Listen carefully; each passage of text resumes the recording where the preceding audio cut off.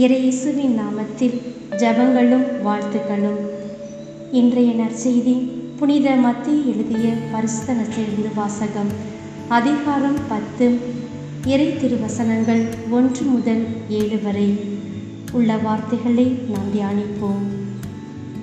இன்றைய நற்செய்தி வாசகத்தில் இயேசு தம் சீடர் 12 தம்மிடம் வரவழைத்து அவர்களுக்கு தீய ஆவிகளை ஓட்டவும் நோய் நொடிகளை குணமாக்கவும் அவர்களுக்கு அதிகாரம் அளித்தார் என்று இன்றைய நற்செய்தியில் வாசிக்கின்றோம்.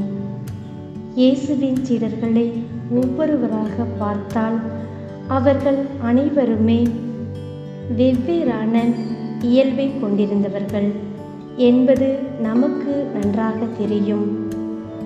அவர்களின் பலவீனங்கள் நமக்கு தெரியாததல்ல. ஆனால் அவர்கள் அனைவருமே ஒன்றாக இணைந்தது பெற்றுக்கொண்ட இறை அனுபவம் பிறகு சீடர்களின் வாழ்வு மாற்றம் பெறுகிறது. ஆனாலும் அவர்களிடம் பலவீனம், குறைபாடுகள் இருந்தது.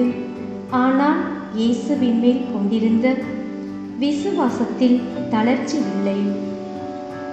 இப்படிப்பட்ட இயேசு தகுதியில்லாத நம்மை அழைத்து அதிகாரத்தை தந்திருக்கிறார்.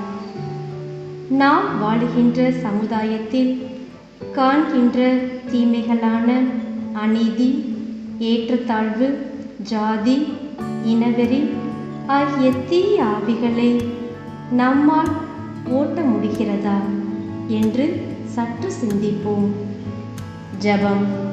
அன்பின் இயேசுவே, என்னையும் ஒரு பொருட்டாக மதித்து தாயின் வயிற்றிலே என்னை பெயர் சொல்லி மகளாக மகனாக அழைத்தீரே, நன்றி.